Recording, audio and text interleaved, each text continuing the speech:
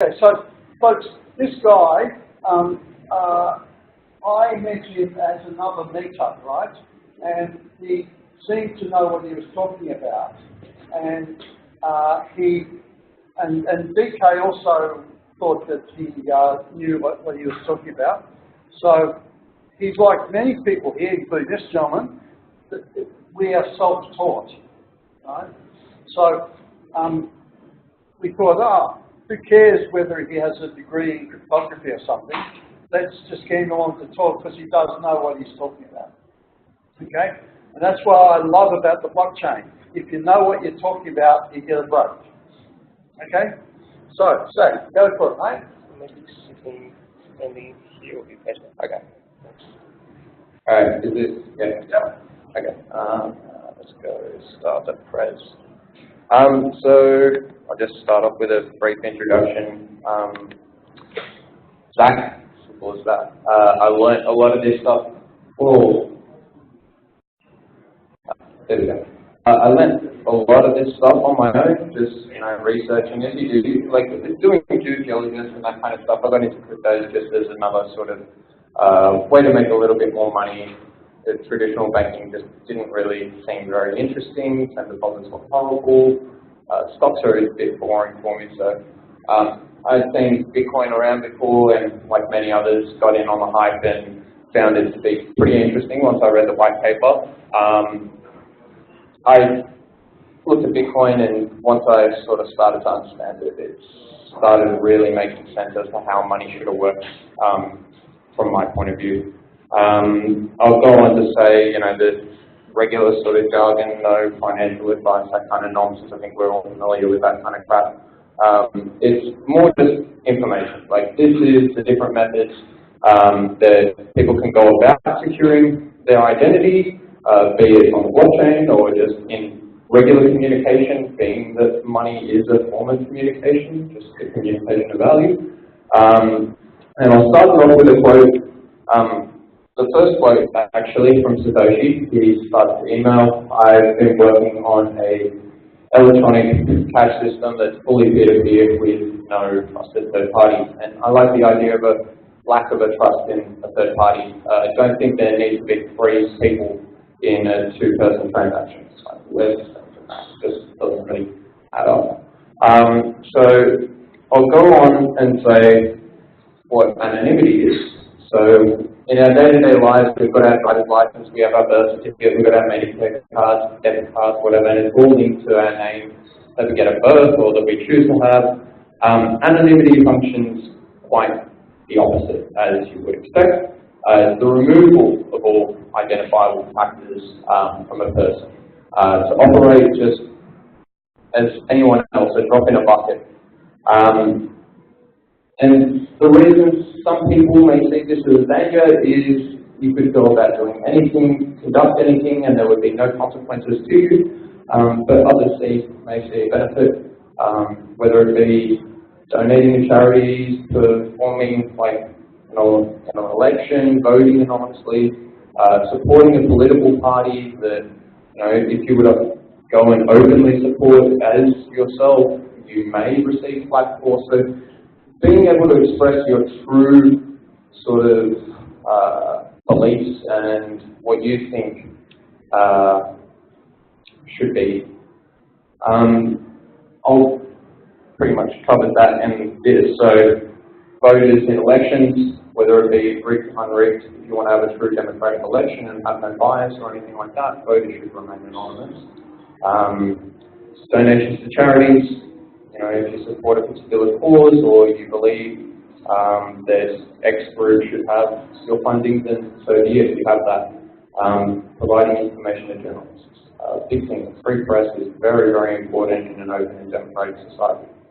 People should be well informed and not afraid to come forward to reveal information for consequence, whether it be Panama Papers, where I think it was the actual writer of the book was murdered. Or found, so to speak, hide behaviour from unwanted parties. Like the right of privacy.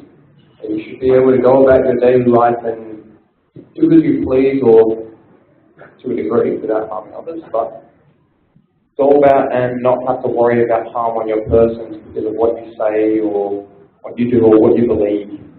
And the protection, obviously, of consequences on a person.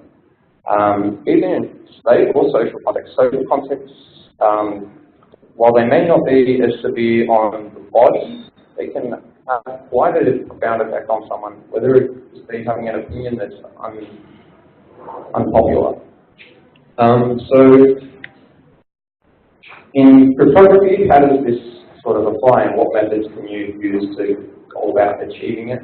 If you wanted to communicate between two parties and have your information that you're communicating be misunderstood or intentionally shielded, you could use one of the more prominent examples, the Enigma machine, developed during World War I and World War II, used by the Nazis and that kind of stuff.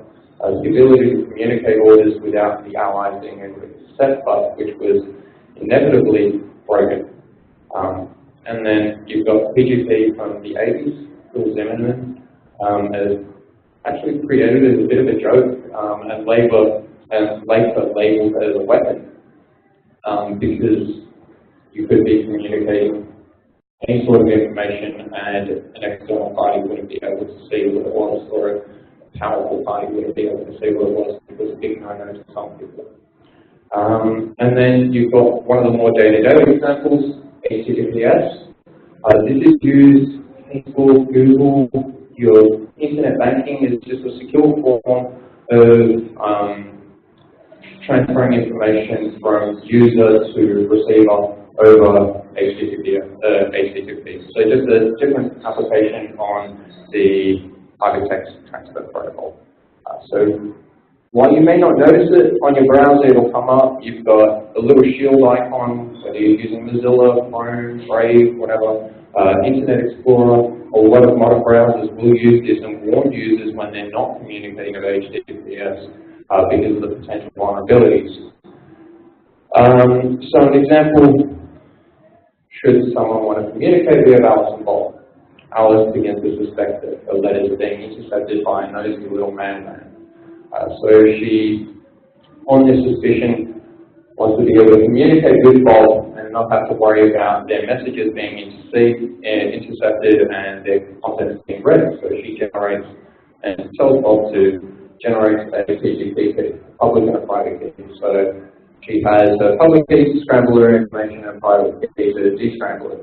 Even if the mailman ends up getting her messages, doesn't really matter. He doesn't have the private key, he can't read them, and vice versa. Bob can't read her messages because he doesn't have a private key. So they share each other's public keys, encrypt their messages, and are able to communicate securely without the mailman being able to see it. But as stated, what if the mailman has their public key with encrypted messages? You can't really do anything. You can only scramble more and more messages with them being unscrambled by their respective private keys. So it's just a form of asymmetrical encryption. So you can't do anything without, as I said, the asymmetrical private key. The messages are completely incomprehensible. It just looks like jargon, numbers, letters, random things, sort of integers. And then they're able to communicate securely without the sort of worry that the mailman is able to see what's being stated. So how can this apply to a blockchain? A Bitcoin address, an Ethereum address, it all looks pretty random. You can't really tell who's who on the blockchain. Maybe you can, whether it be an exchange wallet or whatever. But that's just based on identifiable and building links. So there's the belief that Bitcoin is completely anonymous, and it used to get put out there quite a fair bit that Bitcoin was anonymous, when in actuality it's pseudonymous. So you don a pseudonym and you operate under that pseudonym, but it still has an identifiable characteristic to it. You still have that Bitcoin address, and then once you build on top of that Bitcoin address, whether it be I transferred funds to so-and-so, or I withdrew from this exchange and they had my identity, used with Know Your Customer policy and abiding by the anti-monetary money laundering laws, they're able to build a profile and a digital signature and follow patterns and build links between transactions and start to identify who's operating as who and start to unmask that pseudonym and say, okay, he sent it from here, he sent it there, this is him, this isn't him. So with this pseudonymity, it's still able to link an individual. Still an identity just different from the one that they normally operate. How do you go about having no identity? So once you go and start to look at to sort of remove that pseudonym, there was an emergence of a couple of different technologies. So the different methods, starting sort of chronologically, there was tumbling, point join, and then ring signatures. Ring signatures are a little bit more complex than the prior two. But what do they even mean? Like you tumble stuff, it doesn't really sound too sort of advanced or technologically advanced.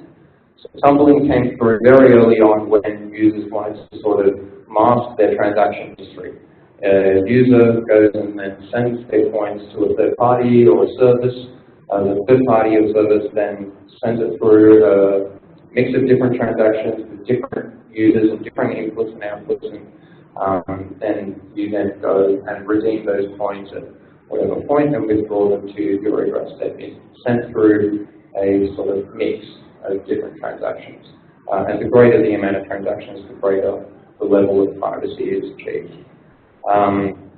Once you've done that, you can still see that there's issues that arise. You have to trust that third party. You have to trust that service that they're going to end up actually releasing those coins. People have a tendency when they get your money that they run away. So you need to have trust in there, which sort of removes the idea of Bitcoin being a trustless monetary system. You didn't have to trust anyone. You could use it and operate without having to worry. And there's also the fact that you're being mixed in with other people. This comes to a point where it affects fungibility.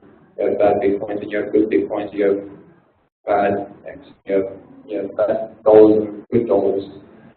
So your history is then linked to other parties. You get caught up in a mix, so to speak, that you never had the intention of participating in. So what benefit is there? Compared to others, there's really not that many. There's a very, very early and primitive form of going about to achieve privacy. There's a lot of negatives with it, and de-anonymization is just one of the minor ones. You could lose your money, you could have association with people that you never knew, never operated with, but somehow you get pulled into them. It's just like walking through a park and something happens along the other side and you get pulled into it for no reason. So why? It was a popular early method, as stated, and it was a way of anonymizing people's holdings, and observers at that time were unable to know whose coins were whose because of just a multitude of transactions that had been passed through. By washing them over and over and over again, your sort of trace and linkability with those coins started to diminish with each round. On top of this, later in 2003, CoinJoin was proposed by Greg Maxwell, a very prominent Bitcoin Core developer. And CoinJoin differs mainly in that it wasn't using a service, this was just a different type of transaction, and one that already existed on Bitcoin. It didn't require any technical upgrades, it didn't require soft fork or hard fork or anything like that. People could do it with day zero. And it just meant that rather than going and sending them to a service, you would find it here that you would participate in a CoinJoin transaction with, you would merge your two CoinJoin, your transactions together and create a single transaction. So with the normal Bitcoin transaction, you have one input for each output, or if there's change, you would have an extra output. So it would look like Alice sends Bob to Bitcoin and she gets a Bitcoin change. Fairly standard, you have one input, two outputs, just address to address. But then on CoinJoin, a third party can still see that. They can identify that Alice is sending the money to Bob and this is the amount that's being transacted, and then they can start to see, a sort of linkability and a pattern emerging relationships start to get built, which is the most important way to build an identity. You identify the patterns and you start building relationships between transactions and between parties. With a point-join transaction, though, you end up merging and have Alice and Bob participate with the same amount, but this time they have two other parties that they participate with. Alice still sends Bob a Bitcoin, in this example, sorry, and gets a 2 Bitcoin change. The other sends 20, but he gets 5 Bitcoin change. With this, you see that Alice has sent hers, and so has sent his. On the blockchain, however, it would just look like 2 Bitcoin addresses sent to 4 Bitcoin addresses. So it starts to sort of mess things up a little bit for anyone that's watching from the outside. In combining their transactions, even though they didn't have the same amounts, each participant has an equal probability of control over the funds. So the responsibility or the intent isn't linked to a single person. It's sort of spread across, and the more participants, then the greater the obfuscation. So then again, what are the potential risks with conducting a point-join transaction? In the beginning, there was, through blockchain.info, I believe it was Peerplays, which was their point-join sort of mixing service where you would just tick a box on their platform and it would look for other participants that were looking for a partner in a point-join transaction. Once you do that, you send your funds and that kind of stuff. But you get to the point where if they're not using higher sort of uniform amounts or uniform denominations, like we saw before with Alice and Bob, you have a difference in the amount of change that's being generated and a difference in the amount that's being sent in general. So you can start to see if this address receives 15 Bitcoin, it definitely couldn't have been Alice who sent it. So then that would mean that this was the input that was responsible for such an output, and by process of elimination, you can see that Alice was actually the one sending it. So you can start to build the identity, and that's how you start to get that change. You start to sort of see that, okay, because these amounts don't match up, you can tell that this person sent it to so-and-so and that person sent it to so-and-so. With that change, though, like in the example, Alice had 2 Bitcoin left over. So anything that Bob then goes and does with those Bitcoins he's received is going to be forever linked with that change. So if Bob goes and uses them to buy a game off Steam or something like that, buy a gift card, those 2 Bitcoins then will be linked to that transaction. So it will need to go through another point-join mix, increasing the amount of fees, so it ends up having a greater cost. I'm just going over that. This is just using the different values, so the 15 Bitcoin. And even if those 15 were split, but using 10 Bitcoin transactions to buy something off the darknet, and then the 5 left over would still be attributed to that transaction. It has to go through another round of anonymization. Now, this isn't a serious problem. It just means that a user that wants to remain anonymous has to continue to make a concerted effort to obfuscate and hide their data. So they begin to get tainted. And then, again, that affects fungibility, which is how do you have currency that is the same as $1 and $1 being the same in value. It can start to affect the value of it, that you have good Bitcoins, bad Bitcoins, good dollars, bad dollars. So what's the solution? You go about and start using uniform amounts, uniform denominations. So rather than sending 10 or 20 Bitcoin, you send 1 or 10. And the participants in the transaction have to send the same amount as you. That way you don't have a situation where I send 20, I have 5 change, the other party sends 10. You start to sort of obfuscate a little bit in that way. And then you have completely identical inputs and outputs that There's no change left over, there's only the amount that was sent. The transaction looks identical, the inputs look identical, and the outputs look identical. An example of this would be Dash's private send. So Alice, in the same example as well, wants to do a 5% transaction. Dash has denominations of 0.1, 1, 10, 100, 1,000, however large the transaction. So Alice sends a request to a master node on the Dash network, one that she has used previously or recently, so that she's not building up a sort of pattern. She then sends the one she wants to send one Dash in the private send. Master node then creates a session ID. The session ID is responsible for finding other participants and the participants being able to join up. It's then queued, she finds the participants, and when they're all ready, their wallets then signal that they're ready to begin. The participants obviously inform the master node of the address that they want to send their one Dash to. The balances of the inputs are then checked by the master node to make sure that there's the available funds, they haven't been double spent, all that kind of stuff. And then once verified, the master node actually builds the transaction. So he'll build it saying that there's 3 single one Dash inputs going to 3 single one Dash outputs. There's no change left over, the transactions are generated locally by the participants. It's all done by the master node. The benefit that the master node receives out of this is whatever fee the participants actually pay to them. So there's an economic incentive both in running the master node and actually allowing for people to conduct these transactions. Then the master node compiles it, sends it back to the participants. The participants will then check that the outputs being sent are going to the intended address. The master node is not trying to pull any wool over anyone's eyes. The values are as they say. The one Dash is going to this address that I nominated, and it is one Dash that's being sent.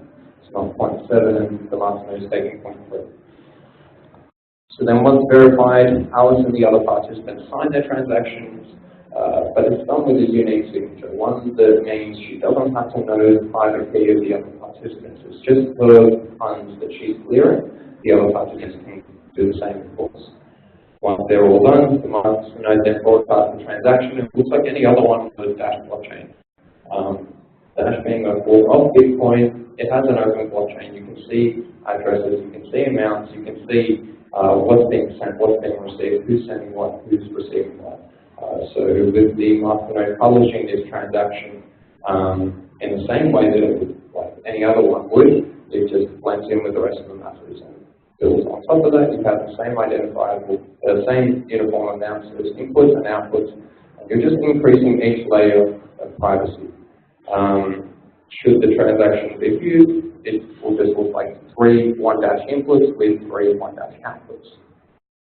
So on top of that, building on top of privacy seems like a very, very basic form, but you then have ring signatures. Ring signatures are a little bit more technical, but they function very, very similar to the way CoinJoin does. Ring signatures are in cryptography and cryptocurrencies. They were presented by Ron Rivas, Dia Shamir, Gail Tolman at a convention at Asia Crypt in 2001. Ring signatures are a way for a participant to sign a message with multiple, or a signer to sign a message with multiple members, but without the need for their private key and without the need for those other participants to actively sign the transaction, the message. From the outside, it all just looks like 5 members signing a single message, but it was only one of them that actually did it. The others are just used as decoys. So the way in which they retain it is done so that it should be, as said, computationally feasible to determine which member of the group. So the larger the ring signature, the greater difficulty it is to determine which member it is, and the name comes from the ring-like shape or structure of the algorithm. In cryptocurrencies, it's used on the Cryptographic protocol. First used by Bitcoin in 2012, it was. It differs from other methods of proof of work in that it uses a mixture of GPU and CPU power to sort of try and create a ASIC resistant proof of work mechanism.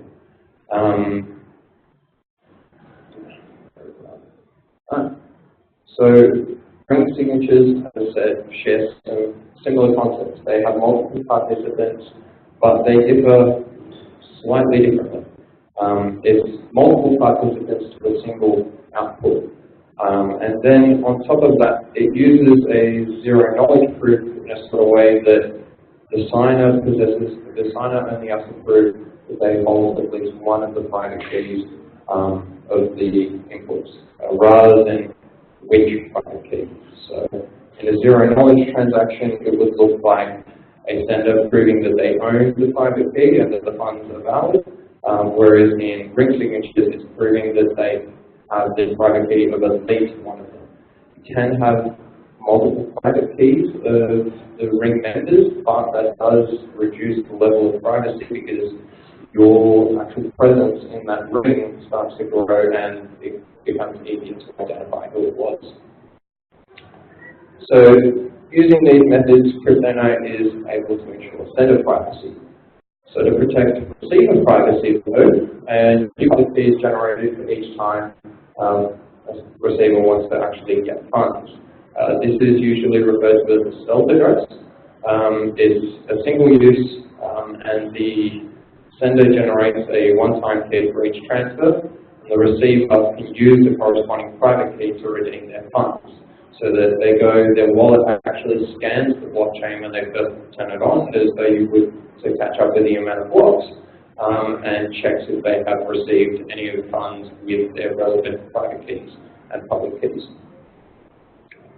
As I said before, Bitcoin was the first to use it, but the most prominent example at the moment that uses it would be Monero. Monero is a fork of Bitcoin, forked off in April of 2014. It has a private block time of 2 minutes and half the emission speed. So the block reward decreases half as fast as Bitcoin's would. Just using these as examples of the technologies, but an example of it would be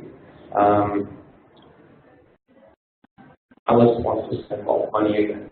They do a lot of transacting between each other, it seems.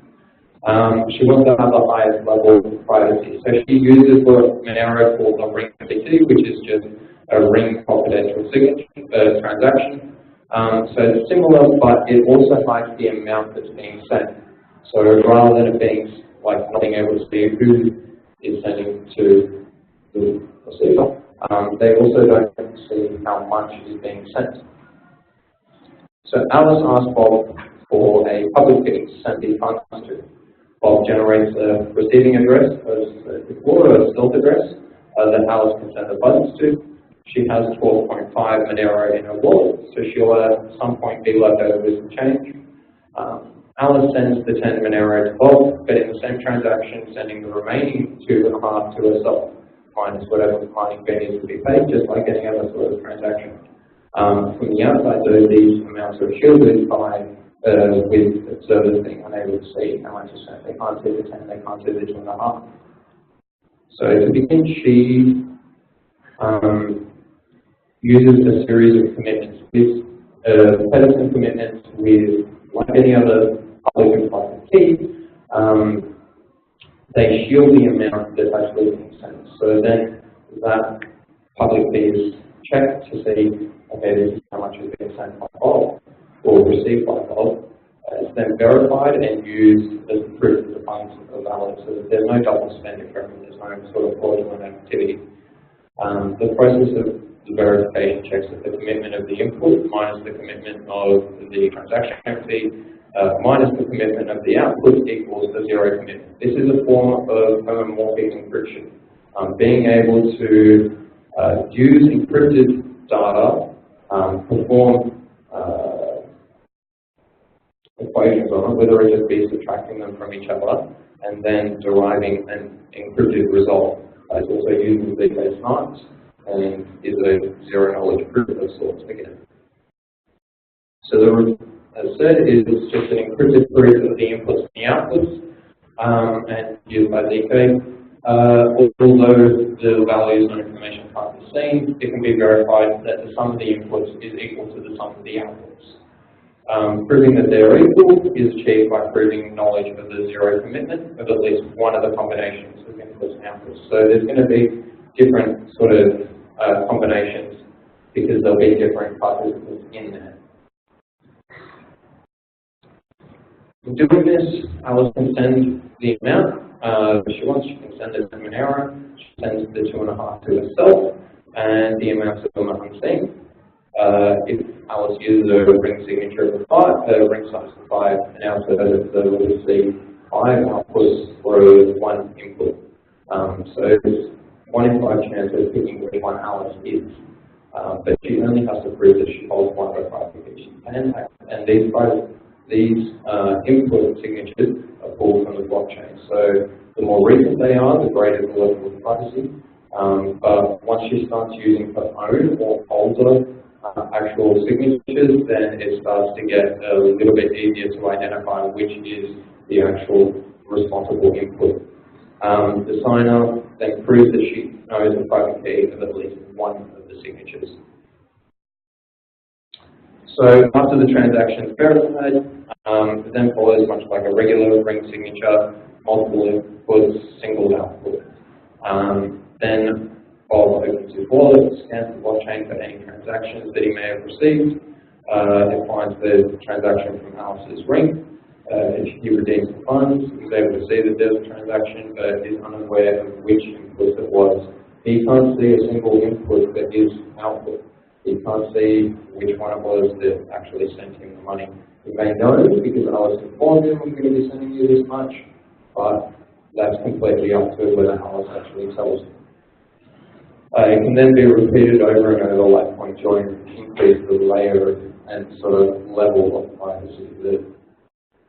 It's just obfuscation. The more difficult it is to muddy the path that someone's trying to follow. And this is a really, really for example of how a ring signature looks, but this is the single ring transaction. Now, since I believe it was September last year, ring confidential transactions were default on the Monero blockchain. So each member, all the ring members, they're being made in this one, are pulled from the block, and you can see the relevant block that those actual signatures are pulled from. And then the 2 self addresses. These are the addresses that are receiving the funds. So it may be that Alice has sent the funds to Bob and has the 2 Monero change, but we don't know because the amount are unseen. The actual recipients use single-use addresses, and the senders are completely obfuscated. There's so many of them that it's so hard to determine. And then with each time that you do this, the level of privacy increases quite exponentially. So we can see that there's 8 members in the ring, respective 8 inputs in the ring, sorry. And then we can see their signatures, even if they're searched, although the Monero blockchain doesn't actually keep those addresses and the funds on there. It doesn't look like a regular blockchain, or like a Bitcoin blockchain where I can search anyone's address, I can check Manbox, I can check Coinbase, I can check an exchange, make sure that they're saying what they're doing, or like doing what they're saying. That means if we check it, we can't see how much has been held by each person. But there is an actual rich list on Monero, which is a bit weird. A rich list, so the top 10 or 15 wallets that have the largest amount. Like you could check on Bitcoin blockchain the highest value wallets and say, okay, this must be Coinbase, this must be Polo, this is Bittrex, this is whoever. If you know the identity of that person, there's people that have assumed this is Satoshi's wallet, this is one of Satoshi's wallets, and that kind of stuff. But with Monero, you have the rich list, but it doesn't say the amount. It just has the sort of the rank that they hold. Why would they publish the research at all? It's a bit of a tricky one. That I'm not sure of the intent of. Even the members of the actual Monero team have been publicly identified. Like, this is one of the largest privacy cryptocurrencies, apart from Dash, where the team members are so orientated towards privacy that they go and put themselves out there as features that, like they could have a thumb put on them, so to speak. Show us the backdoor to this or create a backdoor for us. It's a bit sort of tainted, and I'll get to what I think of Monero and the privacy with that.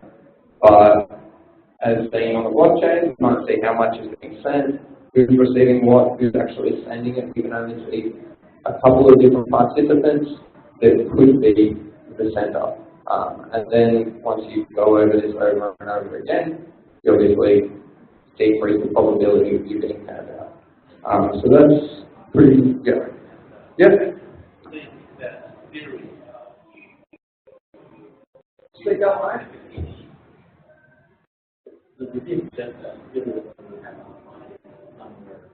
Oh no, this isn't mine. No, this isn't mine. This is Monero. So this is This exists today. I use it. Really? Yeah. Actually, who here's done a coin join tumble or a ring signature transaction? 2 people. Okay, and how did you find it when you did it? Like, was it easy? Was it difficult? I did it because of one of the companies I'm working with, or networks I'm working with, they're using a modified dash.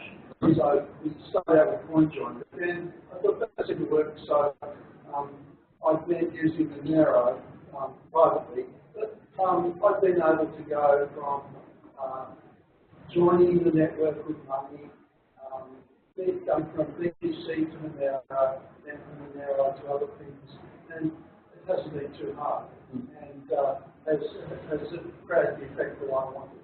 Okay. And yourself, how was it? Yeah, I've used all the techniques. Yeah. I think Monero is a great company. I'm really scared that the OPAC list will start to. So this is the list that allows any exchange to deal with you. Will start to list Bitcoin investments. So there'll be coin tags, even though Bitcoin technically is fungible. The regulators will start to tag anyone with this. Points that have ever traversed this particular address will be tainted. So the real problem is that this will basically reduce the utility of Bitcoin significantly. And Fluffy Pony has done a great job with Monero. I wish that they still had view keys. So ring signatures also let you.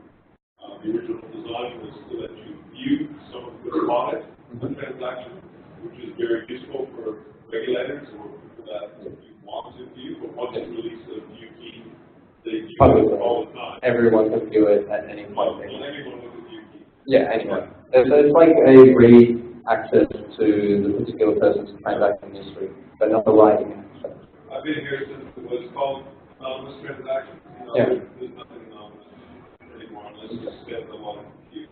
Yeah. And you have good data sanitization. Yeah. There's nothing anonymous. It's like trying to create a paper wallet without any risk whatsoever. So you've got to go about finding a printer that's never touched the internet, that doesn't have any sort of memory that's conducted anything, a computer that's never been on the internet, and software that hasn't come from the internet. So that you have absolutely no risk that anything that you're using has been compromised, that there's no vulnerability, which is practically impossible. You have to download a wallet from the internet, move it to that machine, and it's just been in contact with the internet in some form. Yeah, exactly. So, yeah, Intel's managing a little cool. Yeah. Or Cinex. I think with dAPP, they have the two parts. They have scheduled transactions and unscheduled transactions. You can show it then as a multiple document. But Monero is a single parcel. Now it is, yeah. With very confidential, they made it default last September, and I think it sort of nests with people, like what ends up happening to the signatures for regular Monero transactions, like do they still get pulled and that kind of stuff. and for people that wanted to be able to just use regular transactions. I was going to go to the final slide, which is just a couple of questions to simulate the discussion, but I think we're going into it at the moment. There was a statement article that I read that came up with a way to go about de-anonymizing Monero transactions. Now, I'm not 100% sure if this is how you would go about it. It seemed pretty convincing, but you have an example where a miner or a bad actor goes about creating useless, just filler transactions, spamming the network, and in a way that they destabilize the network just to actually get transactions out there and be included in a ring. So once they're included in the ring, they can start to say, okay, this is my signature, that wasn't my signature, and the more and more that they get included, they're able to start to have a greater presence. Yeah. And then because they're mining, they're able to recoup their actual transaction costs. So that was actually one of the large sort of deterrents with anonymizing. It would cost too much, but the miner is actually being rewarded for mining. He's getting an economic incentive, and he's being able to sort of spam it and fill and participate in rings. And then on top of that, you started to pair that, and it was their percentage of the hash rate was the ability to start to de-anonymize each transaction. So if they had 40%, 30%, whatever. Then once that's built on top, you used alternative sources of data, whether it be IP addresses, MAC addresses, and that kind of stuff, identifiable sort of signatures, and pair those up with the transactions of the person who's sending the transaction. So it's sort of it's not a one-size-fits-all solution. You can't just pull Monero and all my money's hidden. It's a very, very, very sort of high level of effort to go about being private and being anonymous, and it's virtually impossible to be anonymous. You can go about different methods to obfuscate how much data you release and control how much data you release, but I think privacy is a very, very important part of currency. Dollars don't have a signature for each person that's used it. So, cash economy, dollars are dollars, it doesn't matter, they look the same, they operate the same, they hold the same value. Once you start to, start to build relationships between coins and start to say, oh, okay, this is money that was from gods, this is money that was from Silk Road, this is money that was from this exchange or that exchange, and this is money from this person's exchange account and that person's exchange account. You start to build up different identities and start to affect the fungibility of it. You get good coins, you get bad coins, and it starts to really affect the value of that. But yeah, if anyone has any questions or anything like that, yeah. Carry. Have you seen anyone yet studying that cost-benefit analysis? I haven't seen anyone studying it. There's a standard article that was posted, I think it was a couple months ago. And I read over it. It took me a bit of time to actually understand it, but it definitely seems plausible. The same thing happened with, what's it called? With Tor. It's just a basic SQL attack. Increase the amount of nodes that are there that you can control, so that you can start identifying the ones that you don't control and the ones that aren't you. And then in doing so, it's just a basic process of elimination. If that's not me, couple that with whatever other data that you can acquire, whether it be IPs and that kind of stuff, and start to build the profiles and start to follow them. So that's sort of a really scary thing. It goes against what this is all for, and it's not privacy to fund terrorism or to gamble on internet casinos and online poker. This is just an essential quality of the currency. Fungibility means that it doesn't matter where I go, who I talk to, or what I do, that is going to be the same as the person down the road from me, the person across, wherever. It's uniform sort of value, and going about and optimizing that starts to really sort of ruin the value of it. Yeah. I think there is a very large cost benefit to it, especially because you're mining, like a transaction fee for Monero will cost you like $2.50. With that, but the block reward will get you like, what was it, $250 worth of Monero? So it's actually like quite beneficial for someone to go about de-anonymizing it, and they can start to really increase the amount of computing power through their block rewards doing that, and start to get a greater and greater effect and start to come down on top of that. Any other questions?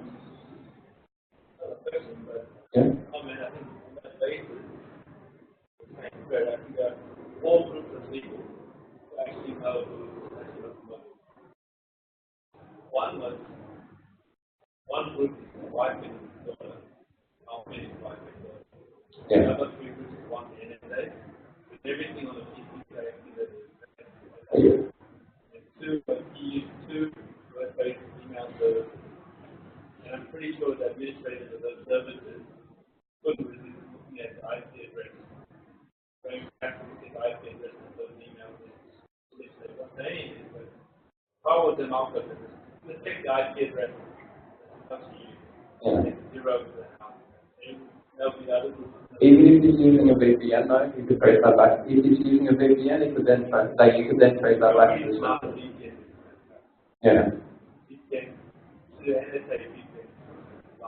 Yeah. Okay. So another question. Sure. You're both interested in this, and you've obviously done a lot of research. So where does this leave you? Me? I'm certainly not doing any very confidential transactions or anything like that. I haven't done anything, I probably won't. It just makes me want to look at other things, different applications for it. I'll find ways to start that. Try and find an actual pure privacy. What's next? What's next? Nimble Wimble. I'm a bit young. Grin. I'm not sure.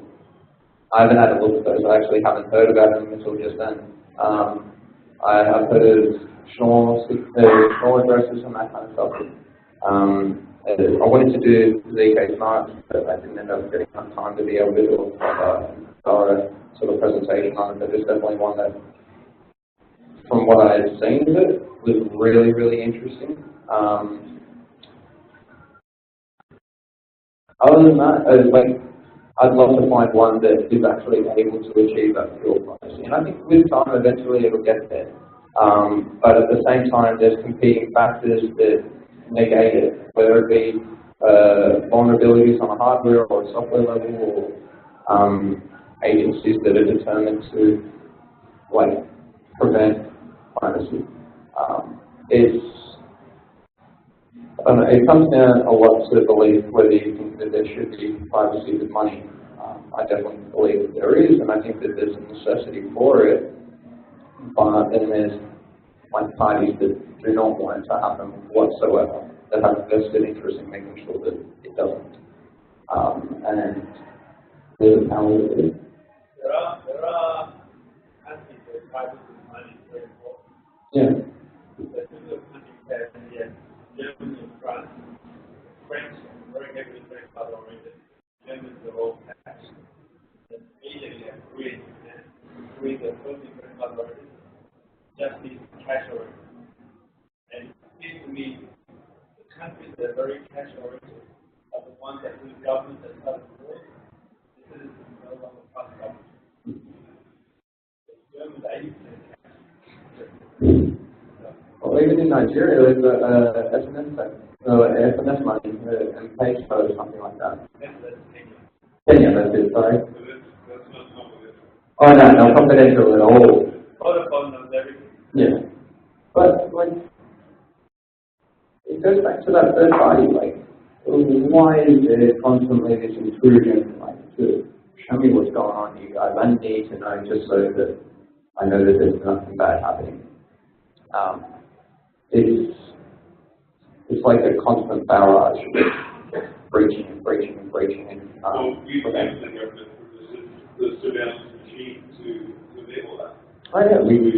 With 9/11, that was a super scope that gave the purview to allow that sort of inspection to happen. Even now, you can, all the private courts, they're completely, like, they don't release their findings. They don't say, okay, this is the warrant that was lodged by this person to de-anonymize this person. They've got the data already. It's just a matter of removing the sort of permanent mark over the top of their name. It's already there. Okay, they go to Pfizer and ask, okay, can we find out who this person is? We think they might be important. And these courts are completely conducted in secret, and the judge, no one knows who it is, doesn't matter who it is, or to them it doesn't. But it's constant singing into everything, open, with laws that you can't see what we're doing. That's only U.S. government representatives. That are not. Yeah. Well, I heard a report last night on radio, and they were talking about biometric surveillance that they were trying to get, Asia was trying to get or something like that. And it was for identifying people in crowds and preventing terrorism. China 3 weeks ago, where they had 60,000 people, one person, they have 100 kilometers to watch a concert, and his face was identified, and he was arrested. So, I don't know what he did, maybe it was a good reason to arrest him, but he was just that they had 60,000 people. By the way, in China, you refuse to stand up. Oh yeah, I don't even think it would be just a bit that would stand out, but even if I shake it. That's the technology. I'm not saying that's good or bad. That's what it is. I definitely think that's bad. I'll be open to say that. But it's, at what point do we get, sorry? The summary is, in the end, compared with a piece of paper, a cash note, this digital stuff is insecure. Yes, it is. Secure, but it's Not private. Yes.